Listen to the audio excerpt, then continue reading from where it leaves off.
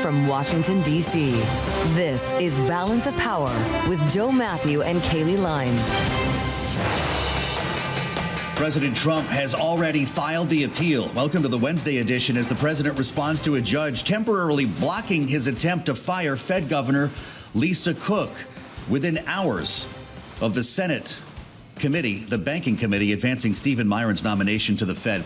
I'm Joe Mathieu alongside Kriti Gupta in for Kaylee Lines today in Washington. Thanks for being with us on Balance of Power on Bloomberg TV and radio. Kriti, reshaping the Fed is the backdrop today, as we now understand, to this new PPI data. We've got a lot to talk about. We've got a lot to talk about. We're, I want to say, 8 days away from the Federal Reserve meeting this month, and we still don't know who's going to be in that meeting. Well, that's true. We have a better sense, though, of who might be there as Stephen Miran's nomination advances. We expect a full floor vote on Monday, so he could presumably, if they pull this off timing-wise, make it to the meeting. And Lisa Cook, as for now, maintains her job. This new appeal is pretty interesting timing, though, isn't it? Yeah, it's fascinating. But still, at the end of the day, from a market's perspective, these are still two doves that are going to be in the room. Does it really move the dial that much from a policy perspective? When it comes to outcomes, probably not, which is why Wall Street seems to be not terribly bothered by all of this. And that's where we start our conversation. We'll get an update from Bloomberg's Tyler Kendall on the way. Charlie Pellet is first, though, with his eyes on the markets in the Wednesday trade. He's live at World Headquarters in New York. Charlie, how's it look? Good day. We are looking at a record right now on the S&P 500 index. Do want to begin with Klarna, though. That IPO, indeed, the largest IPO of 2025.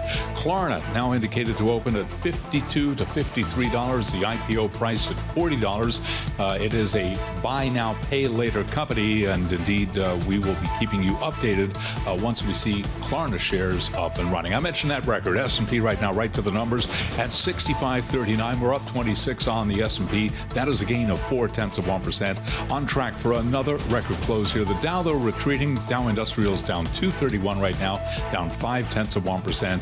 NASDAQ up 63, up 0.3%. The NASDAQ 100 index up 0.2%. One big stock making a big move today, and that is Oracle, surging 39.4% after earnings. Right now, we have got the 10-year on this PPI Wednesday, 4.03%. The 2-year, 3.52%. Spot gold up $16 the ounce, up by about 0.4%. And West Texas Intermediate crude up by 2.1%, 63.94 for a barrel of WTI. So bottom line here, traders driving stocks higher, bond yields lower as an unexpected decline in inflation reinforces bets that the Fed will resume cutting interest rates in September. Tomorrow morning, of course, 8:30 a.m. Wall Street time, we get the Consumer Price Index. So again, we are awaiting Klarna to start trading, keeping an eye on Oracle. That stock up by 39.5%. Balance of Power continues right now. Back, we go to Washington. Once again, your hosts, Kriti Gupta and Joe Mathieu. Appreciate that, Charlie Pellet. We'll be back with Charlie in about 20 minutes to update markets as we watch Oracle go to the moon. And yes, we wait for an IPO to start trading here. It's going to be a really interesting story once Klarna starts trading with a lot of interest, Kriti, in this new issue. It's been quite the pop for IPOs lately, specifically those geared toward AI, or in this case, pay as you go. What's the word I'm looking for? Buy now, pay later. Buy now, pay later. Yeah, exactly. Klarna's fascinating because the CEO, Sebastian, made a really big splash about saying AI is the future of the workforce, to the point that he laid off a bunch of people to prove that point. So is this a stock that is ultimately AI? Is this a fintech? Is this a financial services? It kind of wears multiple hats. We'll see if it doesn't even matter. They like to be called a digital bank, which is interesting when we talk about this. But when you're competing with a firm, you get a lot of attention on Wall Street, and something that we'll be talking about. As soon as it starts trading, we'll have that for you.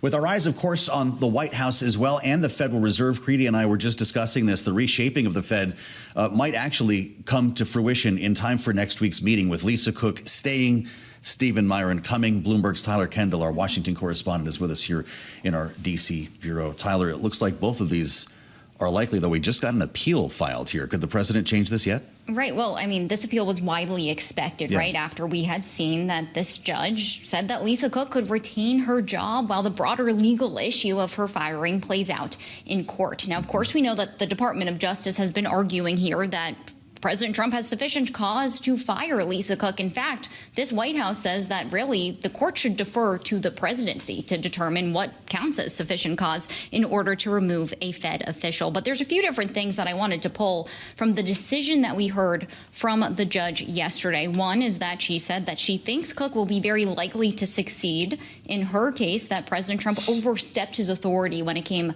to the Federal Reserve Act. And the judge also said that she thinks that Cook wasn't entitled to due process. She wasn't given the due process. Her rights were violated in that way. Of course, as you well know, this White House has repeatedly argued that Cook was given due process because there were 5 days between President Trump posting that she should resign and then ultimately posting her termination letter. So what happens now from a time frame perspective? I mean, again, 7 days away to the next Federal Reserve meeting or Federal Reserve decision. The meeting's on the 16th, so 6 days away.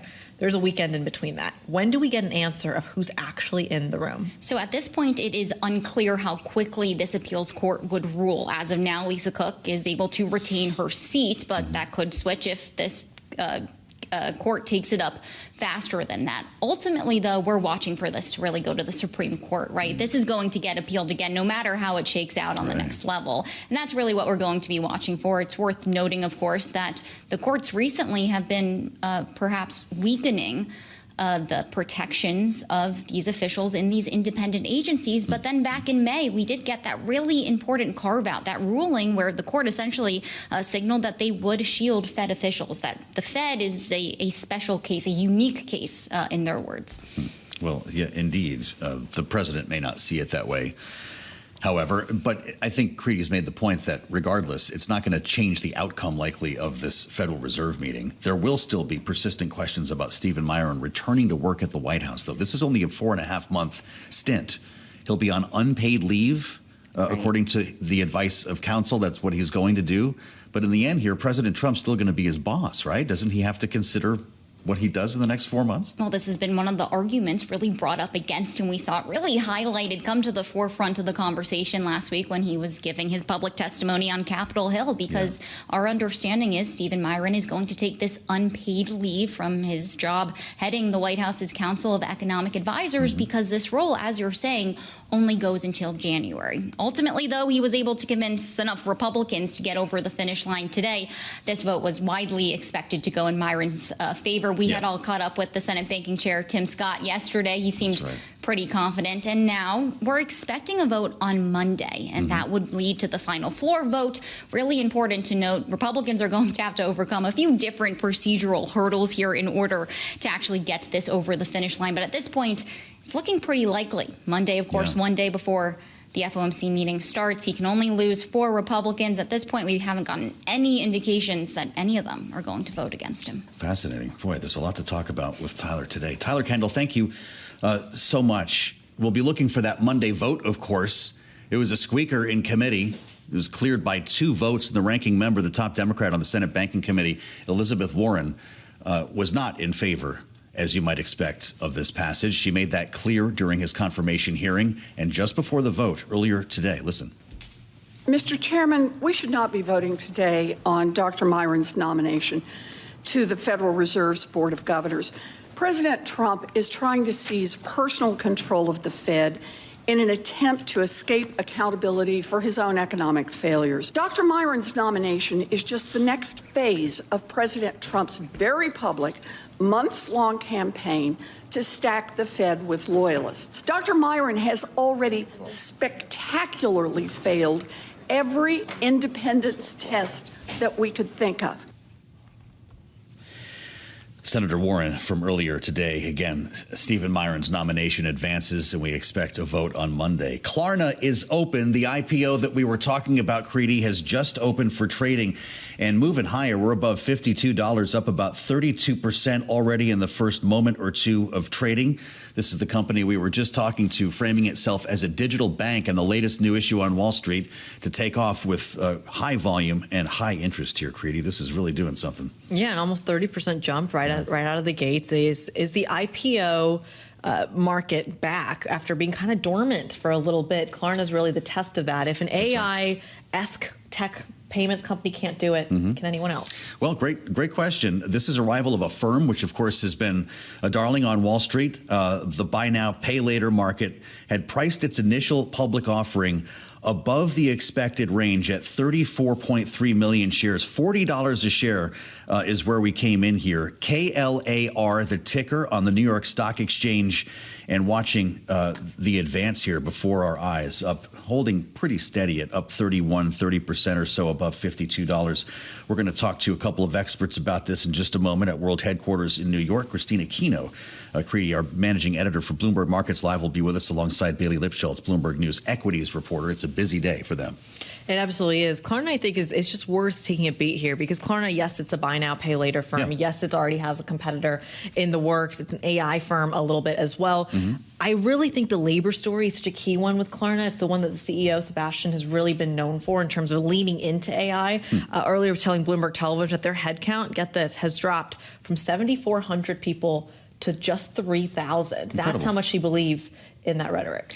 Is that in advance of AI improving the level of productivity, or is it because of the implementation of AI? I think he's been saying it's because of, but it's in real preparation for the idea that AI, that this is the future, that AI can do more than an average human can. Pretty incredible. Keeping in mind that Klarna operates largely in Europe, while its chief rival that we've already identified as a firm has its main market here in the U.S. We're up about 28% now, just above $51 here. Klarna shares up in its trading debut here, a $1.37 billion IPO. And a remarkable move here in the opening moments of trading. As you mentioned, if it's in the AI world, you're probably going to get a lot of attention on Wall Street. And look no further than Oracle today. It's lifting the entire sector following its earnings last night. Oh my gosh, massive. But Joe, as you know, I'm here on assignment from London and from Europe, where we've been covering Klarna quite significantly. And there's a scandal in Europe right now that Klarna chose to IPO in New York instead of in London or instead of in Frankfurt, when they're really trying to see a little bit of love there. So Klarna making waves in the U.S., yes, right. But perhaps turning a cold shoulder to Europe at the moment. Well, let's bring in Kristine Aquino, as I mentioned, managing editor for Bloomberg Markets Live, watching all this unfold before our eyes. Kristine, it's great to have you with us at World Headquarters in New York. We were just remarking on the string of successful IPOs against the backdrop of AI that this market has seen. Where's the money coming from, and what do you make of this advance? Yeah, Joe, I mean, seems like the money is coming from just about everywhere. And that really attests to the fact that the AI trade in general is still going strong. And a lot of investors still want to get into it, right? You have everything from private equity, retail investors really trying to get into this. And, you know, just speaking about Klarna specifically, there was a lot of interest, again, from private equity investors kind of wanting to get into that buy now, pay later space. And also just in general, this sort of alternative banking space that Klarna is also trying to branch out into beyond its buy now, pay later business. And because of this whole interest in technologically aligned companies, seems like that's what Klarna is enjoying the success of at the moment. Well, Kristine, take a step back for us here, if you will. As I was talking about earlier, the IPO market's been dormant for a little bit. Maybe dormant is a strong term, but definitely not the kind of excitement of 2021, perhaps, that we saw in the IPO market. Is this the canary in the coal mine? Is this basically a corporate dipping their toe into the water? Could this open the floodgates for others? Yeah, interesting, Kriti. I mean, it is certainly an environment that is potentially more supportive for deals like Klarna coming to market, particularly from a regulatory standpoint, right? I think the sense on Wall Street and just corporates in general, since President Trump was elected into a second term, is that regulation for a lot of these sort of deal activities, whether it's M&A or companies becoming public, it's going to be a lot easier, and there are lower barriers to entry. And that's definitely something that we've seen just in terms of the amount of IPOs that we've seen this year, and also the amount of deals generally that we've seen in that space. And so, you know, in terms of whether it's a canary in the coal mine, it remains to be seen. I'm sure that the environment for expectations for lower interest rates definitely helping here as well. But of course, you know, the naysayers will say, well, you know, there's always kind of the flip side, negative of lower interest rates kind of lulling people into a false sense of security. But for now, it seems like there's a lot of enthusiasm. Kristine, I just want to ask you lastly about how much cash is on the sidelines right now, because we're seeing a lot of stocks move higher today, and specifically in this space. It's not like people are selling NVIDIA to buy this IPO. Does it suggest that we're still keeping powder dry? Yeah, I mean, Joe, I think there certainly seems to be more money to be deployed. Very interestingly, actually, based on some measures, there are some indications that perhaps some investors have actually offloaded on equities over the last few months, just given all the uncertainty surrounding tariff policy and whatnot. And so, there is a sense that, they're coming back because we're once again seeing the S&P 500 hitting records after taking a bit of a pullback in the second quarter. And so there's definitely that perspective as well. And, a lot of expectations, once again, that this rally could have legs into year end, because now we have Fed policy that's more supportive coming into the equation. And so, certainly the winds seem to be blowing towards a more optimistic end to 2025, at least for stocks.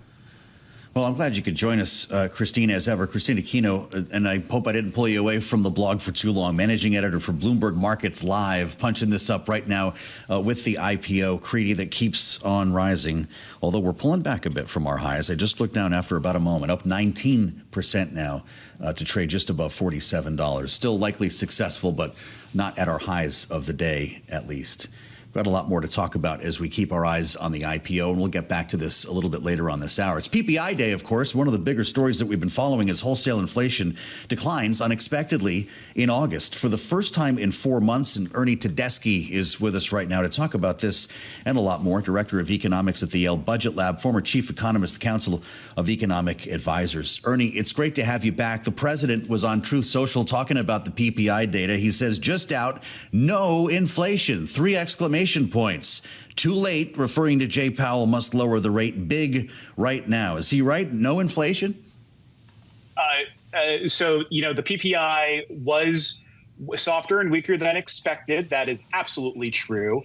I think that, when you open up the hood, there's a little bit more to be concerned with here, right? So a lot of the weakness was because of retail and wholesale margins being weak, which are, valuable data in PPI, but, it's an incomplete measure of margins. It's not, sort of the gospel truth about what's happening with profits right now. When you look at things like intermediate goods, so the input costs into business, which is not what headline PPI tells us about, but there is a sub-index that tells us about this. Those prices have been accelerating. So intermediate input costs for goods that are about to be sold to the final consumer grew 3.1% over the last 12 months, which, if you ignore the pandemic, is the highest since 2018. So there's some signs of acceleration there. There is also some signs of acceleration in final goods prices for consumer goods as well, which may be in part driven by tariff costs.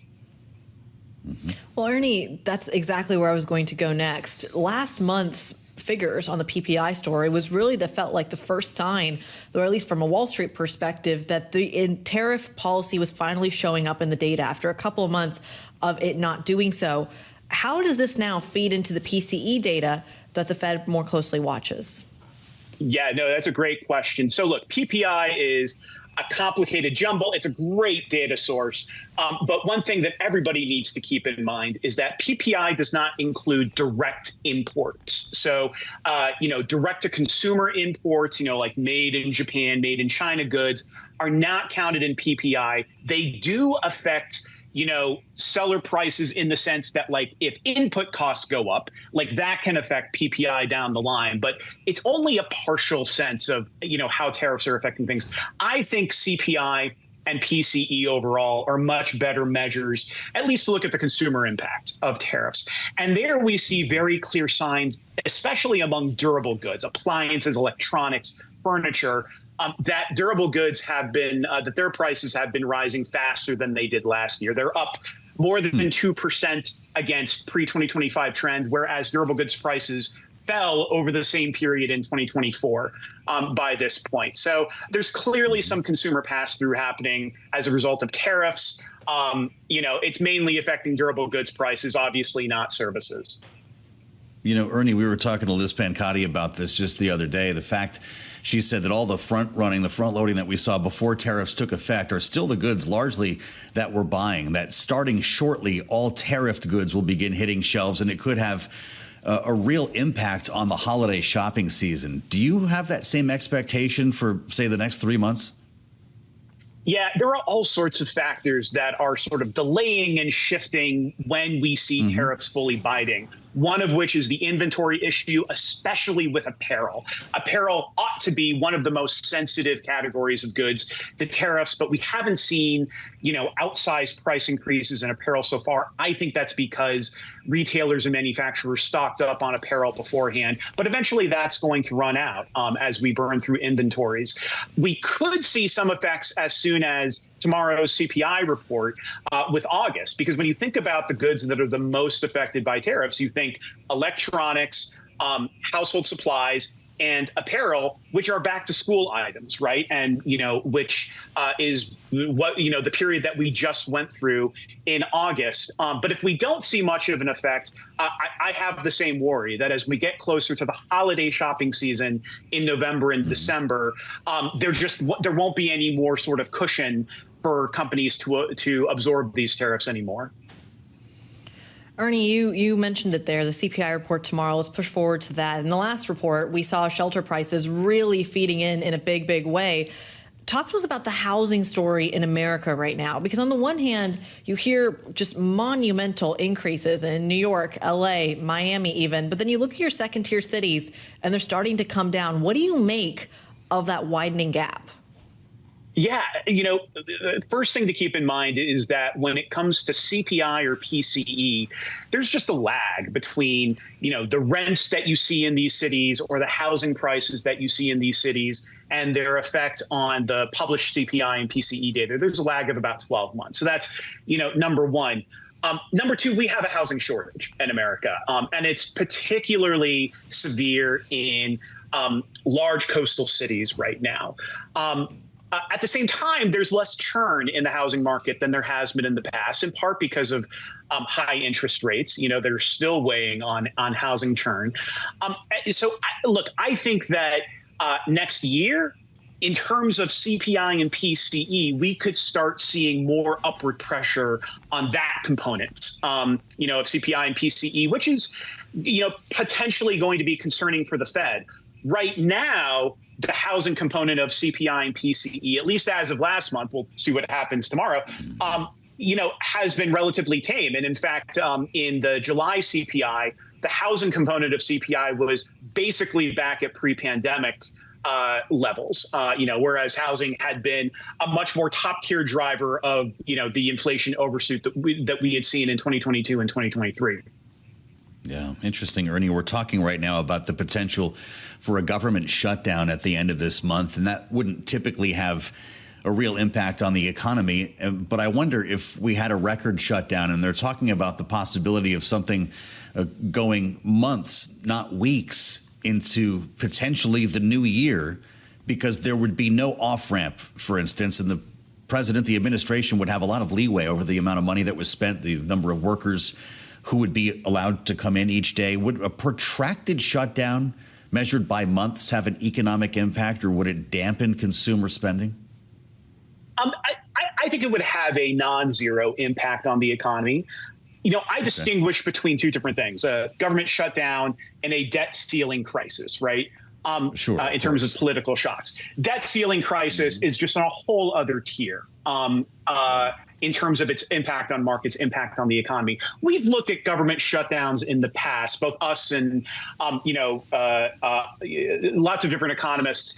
And it's really hard to see a discernible impact. And what impact there is quickly reverses itself once the shutdown ends. And that's particularly true of recent shutdowns, because it used to be that government workers weren't necessarily guaranteed back pay. And that law has changed where now they are guaranteed back pay. And so now it's just a matter of you're waiting it out, and then, they're made whole when the shutdown ends. That doesn't mean that there's no impact. If I had to put it in GDP terms, I might put it at, the equivalent of 0.3 percentage points off of growth for every month that a shutdown goes on, right? Like, which is, again, non-zero, but then that quickly corrects itself when the shutdown ends. So, you know, if I'm in very short run markets, it should affect my strategy. But if I'm in any sort of medium term market, it's irrelevant. Got it. Ernie, it's great to have you back. Ernie Tedeschi is director of economics at the Yale Budget Lab, where they do great work, and everybody's in love with the dinosaur. Ernie, come back and see us soon. Pretty soon, you're going to start seeing the countdown clocks on cable news channels, countdown to a shutdown or whatever they're going to call it. Here we are again, September 30th, the government would presumably run out of money. Well, it would run out of money unless we have a deal to fund the government. And it's not getting easier. It's actually getting worse. The Senate Majority Leader, John Thune, now pouring cold water on the idea of the one potential chip it looked like they had to throw to Democrats here, extending enhanced Obamacare premium tax credits set to expire the end of the year. We've been talking to lawmakers about this every day lately, and most Republicans seemed like they were on board with some kind of conversation here, at least. John Thune wants Democrats to accept a clean CR, he says. And Hakeem Jeffries says, no thanks. We heard from the Democratic leader in the House a short time ago. Let's listen. In March, House Democrats strongly opposed the partisan Republican spending bill that hurt everyday Americans in a variety of ways, including making their health care more expensive. A continuing resolution that continues the failed policies of the Republican Party that we voted against is not the type of policy that actually meets the needs of the American people. So we're not getting closer to a deal. We may be getting further away from one. And we all remember how that went in March for Chuck Schumer. He may not be prepared to do that again and split with the Democrats in the House. Let's assemble our political panel for their take on this and a lot more. Rick Davis is with us, Bloomberg Politics contributor, Republican strategist and partner at Stonecourt Capital, as we add the voice today of Ofirah Yheskel, director of external affairs at the Democratic Governors Association. Great to have both of you here. Ofirah, where's your heart on this? When Democrats say another rescission, we're not going to play ball, we can't trust those who are working on the other side of the aisle, and it's not going to be a clean CR. If it's not the Obamacare extension, what is it? Or are you really bracing for a shutdown? Well, I think Republicans seem dead set on running on the fact that they're going to raise people's health care costs, and far be it from me to stop them. And we're seeing that, too, with the One Big Beautiful Bill already taking a role in the Virginia governor election that's less than 60 days away, where we're already starting to see rural health care clinics in Virginia stand up and say, we're going to have to close our doors, specifically citing the One Big Beautiful Bill. And Trump's day one promise, as we all remember, was that he was going to lower costs for the American people. Every single action I see the Trump administration taking, and Republicans in Congress, seems designed to do the opposite, to send healthcare costs skyrocketing. These tariffs have been a mess. And so I think there's really a hard case for Republicans to make that they're going to lower costs for people and do daily work for them in their everyday lives. Rick, weigh in here. If they don't have the Democrats on board, how do the Republicans fund the government? Well, without Democratic support in the United States Senate, you can't fund the government.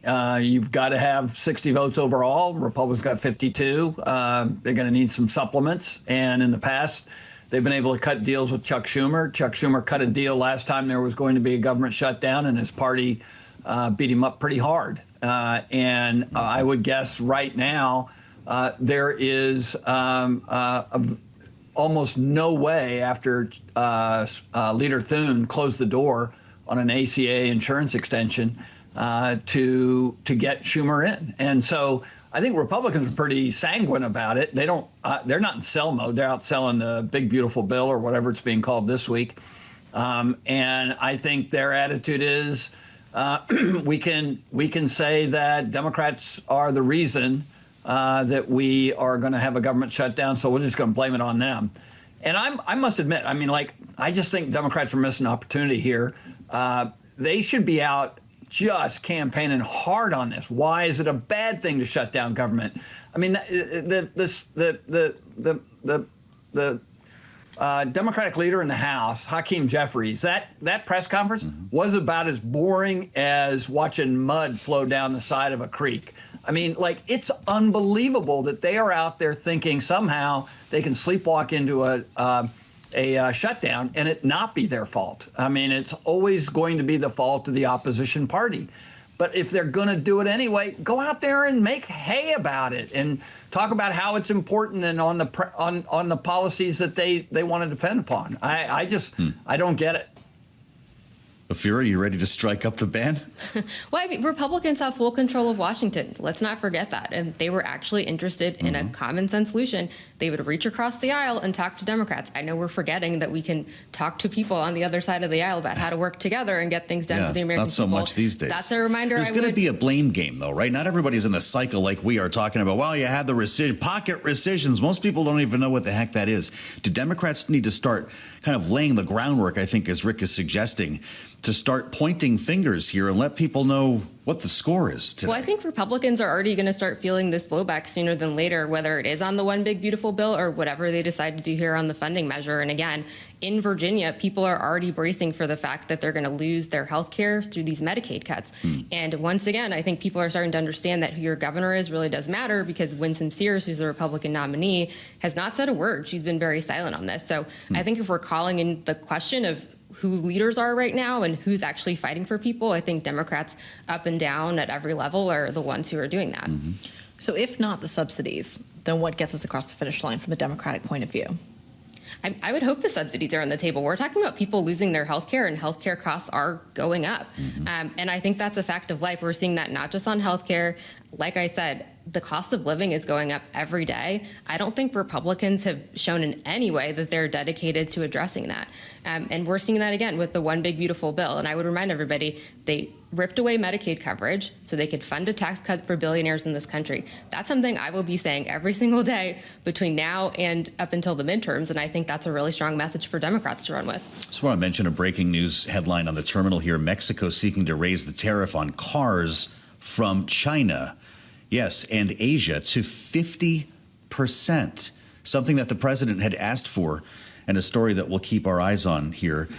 Rick, I have to ask you about your home state of Virginia before we're done here, because it's come up a couple of times. Ofirah has mentioned the governor's race. There was a special election just yesterday, a congressional seat once held by Jerry Conley, and his former staffer, James Walkinshaw, took a 50-point victory in this district. This is not a bellwether, though, right? Should we read into this on a national level, or was that a slam dunk no matter what for a Democrat? It's been almost 2 decades since a Republican won in that district. My old friend, Tom Davis, no relation whatsoever. But at the end of the day, it does show that Democrats are able to create some excitement in a district that is pretty lopsided. And I would say candidates matter in this case.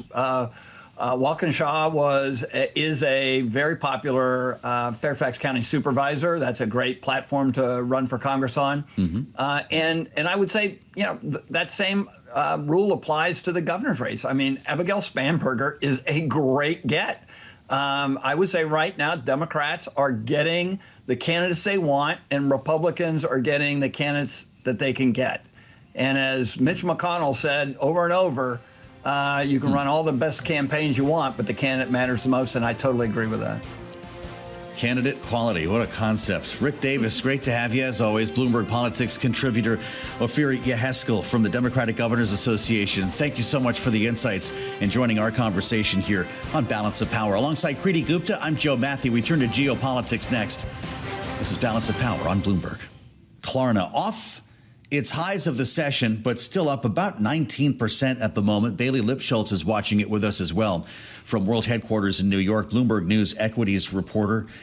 Bailey, we're still holding positive here, and the IPO did start trading above the price last evening. How do we qualify this up 20% in a world of CoreWeaves and other IPOs we've seen recently? I think so far it's a success. The big question is, where does it close, and then where does it trade a week from now? As you mentioned, we have a number of stocks like Figma and Circle that have opened up tremendously higher. Even Bullish opened up 143% above its IPO price, but have pulled back from those peaks. So keeping an eye on, is there going to be a floor right now around $48? What does this look like come 4 p.m.? And then what does it look like when we have 5 more deals pricing and trading in the next 2 days?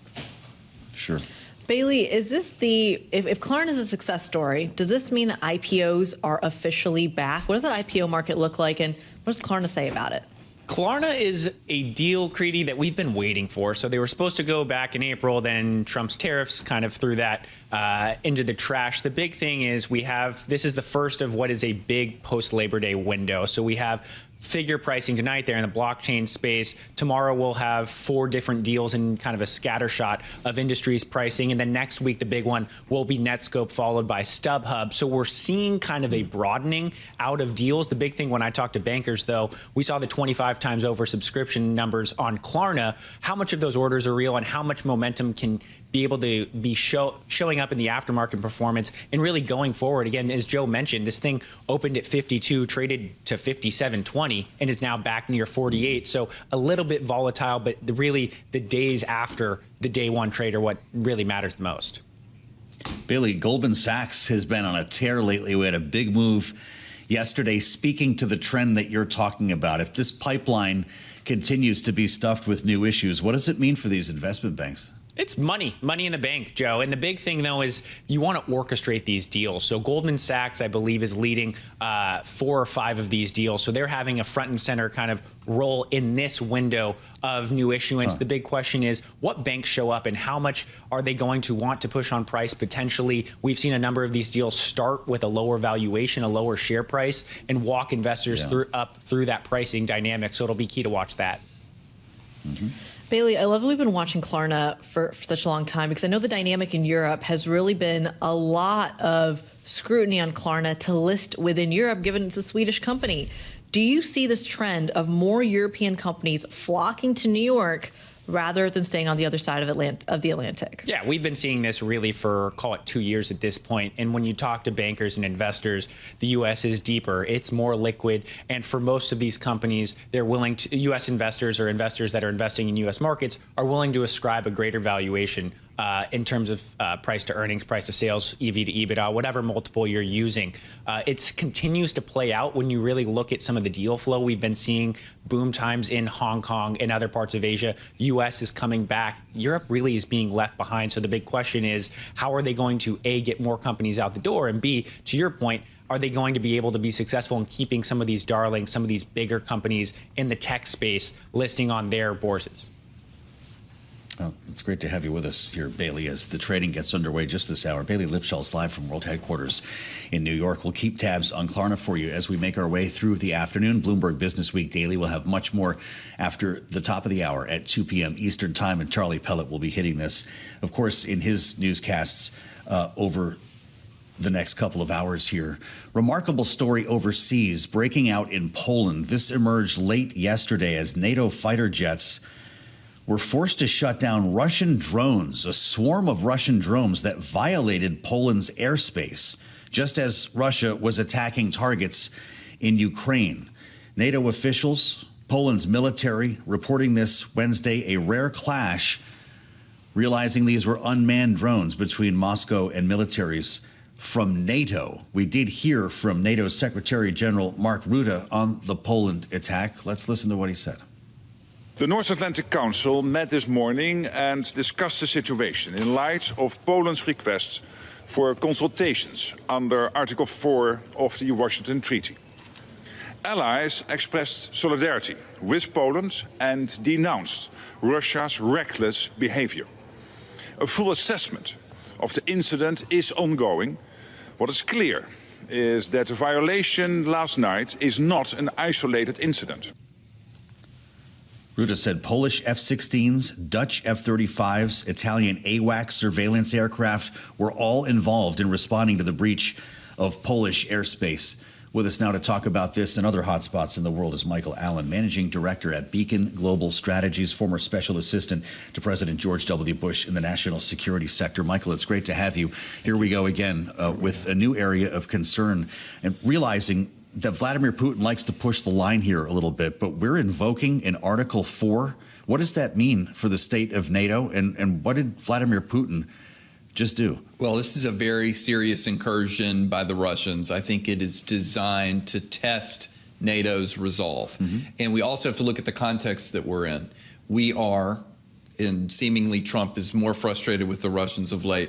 We're looking at what do security guarantees look like? Does that include a Western tripwire force inside of Ukraine, something that Vladimir Putin has warned us against doing? And we're also apparently getting more serious about sanctions. So I think what they're trying to do, Putin in particular, is to warn us of the dangers of confrontation, to intimidate us, and to fracture our resolve. That's got to be what he's after right now, because I think he feels rather defensive because he sees Trump seemingly realizing that they're disrespecting the United States and turning on us. The United States is part of NATO, in theory. There is a question lately, as the U.S. starts to pull some of the security aid in Eastern European countries that border Russia, about just how tight that resolve is. What does Donald Trump do next? I think this is where the rubber's going to meet the road. You've heard Trump in years past insist that NATO begin to pay their fair share. Trump won that at the beginning of his term, so I think he's flipped a little bit. I don't think he wants to get out of NATO. I think he wants to see the Europeans step up. He feels like this is something he's achieved already as part of his national security foreign policy. But this is just the type of exigency that the Russians are trying to test us with, which is, do faraway items or incursions or attacks, does that implicate U.S. national security? Should it? Should American soldiers be involved in this type of work? That's the type of debate he wants to provoke here within the United States, because he knows we have sort of neo-isolationist sentiment right now, doubting about America's role in the world. The reaction from at least one Republican on Capitol Hill, Joe Wilson of South Carolina, posted on X, Russia is attacking NATO ally Poland with Iranian drones less than a week after the president hosted the Polish president at the White House. This is an act of war. Is that how you see this? No, I don't want. We need to see if this continues, and we need to. I mean, obviously, we need to take it seriously. But calling it an act of war, I think, goes way too far. It's hard to back up from that, isn't it? It's hard to. There's no other place to go. That suggests that we need to hit back militarily immediately. I don't think that's right at all. Let's see if this is part of a larger aggressive pattern. They have had minor incursions in the past. I think this is the most major of them. Let's see where this goes. There's no doubt that people are signaling to the Russians today, easy, be careful, don't provoke us, you can't win this, but let's see if this continues.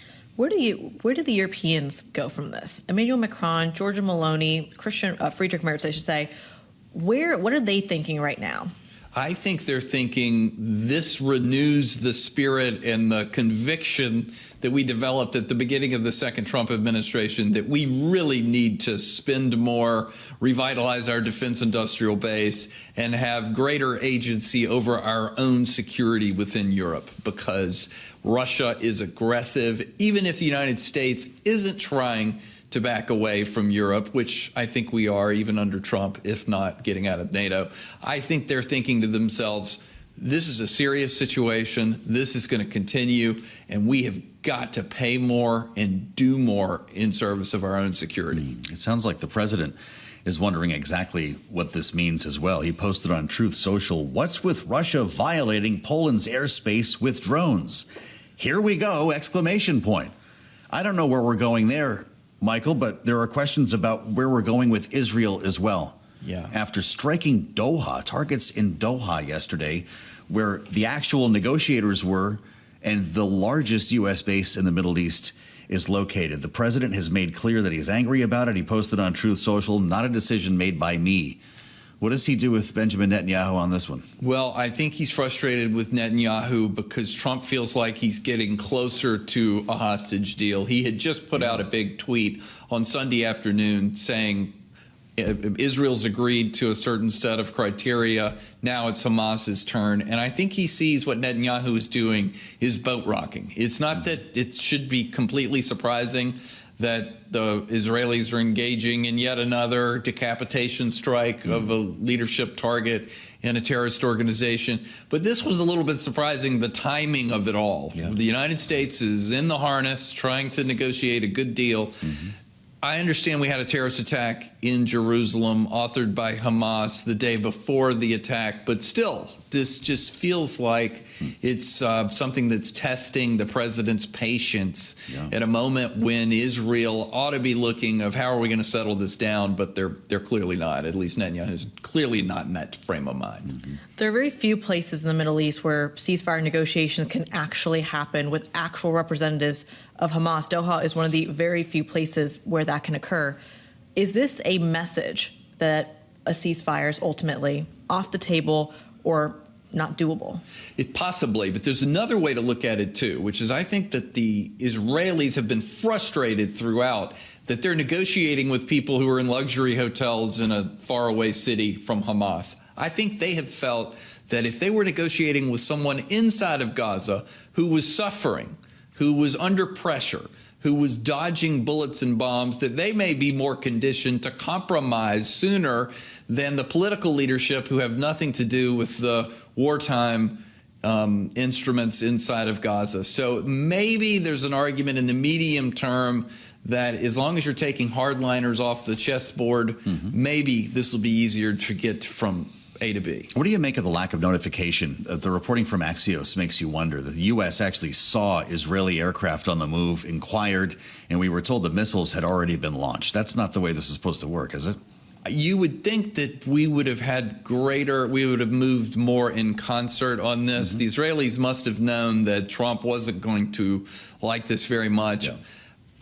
Even if we don't like it, I didn't like the suggestion of the United States saying we're going to call Qatar and warn them this is coming. To me, that's not what it was appropriate in this type of situation. So we shouldn't have expected that call. Well, I think now the Israelis are thinking it's smart that we didn't do that call because we can't necessarily trust the White House to keep it to ourselves. I mean, if they're telling us something in confidence and we're saying we'll go call the targets of the bomb, I don't know. That doesn't feel right to me.